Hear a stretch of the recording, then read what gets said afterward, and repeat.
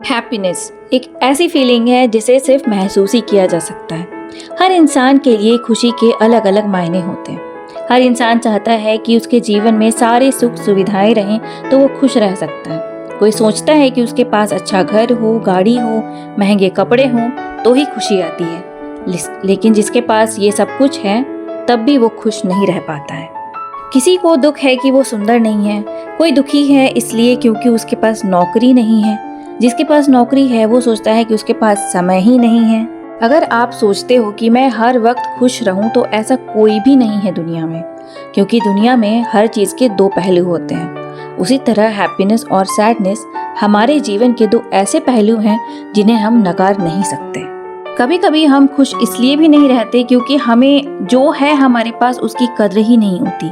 हम हमेशा दूसरों की खुशी से अपनी तुलना करने लगते हैं। इस चीज को हम एक कहानी से समझ सकते हैं। एक जंगल में एक कौवा रहता था। उसे उसके जीवन में कोई कष्ट ही नहीं था।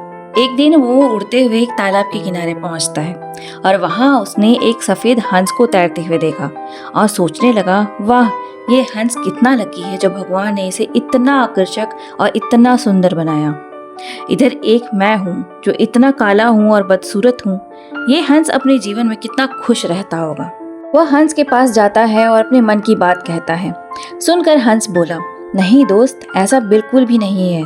पहले मैं भी ऐसा ही सोचा करता था कि मैं दुनिया का सबसे खूबसूरत पक्षी हूँ, लेकिन फिर मैंने तोते को देखा जिसके पास दो रंगों की अनोखी छटा है। मुझे लगा कि तोता दुनिया का सबसे सुंदर व खुश पक्षी है। हंस की बात सुनकर कौवा तोते के पास गया और उससे पूछा कि क्या वह दुनिया का सबसे खुश पक्षी है। तोते ने तुरंत जवाब दिया कि मैं भी खुद को ऐसा ही मानता था जब तक मैंने मोर को नहीं देखा था। मोर से सुंदर तो दुनिया में कोई हो ही नहीं सकता, क्योंकि मोर दुनिया का सबसे सुखी और खुश पक्षी है। इसके बाद कौवा मोर की खोज में निकल पड़ता है। उड़ते उड़ते वो एक चिड़ियाघर में पहुंचता है और वहां देखा कि मोर पिंजरे में बंद है और उसे देखने के लिए बहुत सारे लोग जमा हुए हैं। सभी लोग मोर की बड़ी तारीफ कर रहे हैं। सबके जाने के बाद कौवा मोर के पास जाता है और पूछता है, तुम कितने सौभाग्यशाली हो जो तुम्हारी सुंदरता के कारण हजारों लोग तुम्हें देखने के लिए आते हैं। मुझे तो लोग अपने आसपास भी फटकने नहीं देते और देखते ही भगा देते हैं। तुम इस दुनिया में सबसे किस्मत वाले और सबसे खुश पक्षी हो। कौवे की बात सुनकर मोर बोला, दोस्त, मुझे भी अपनी सुंदरता पर बड़ा गुमान था।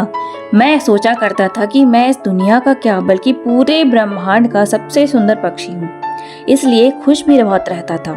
लेकिन मेरी सुंदरता ही मेरी दुश्मन बन गई और मैं इस चिड़ियाघर में बंद हूँ।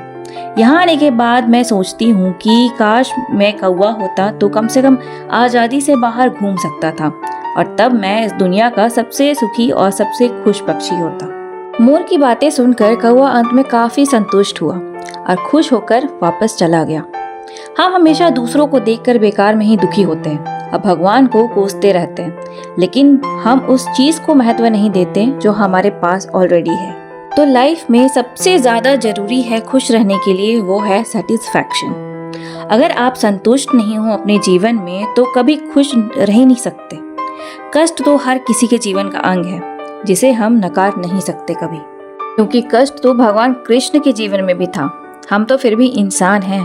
तो चैलेंजेस से भागने के बजाय, कष्ट से रोने के बजाय उससे फाइट करना सीखें।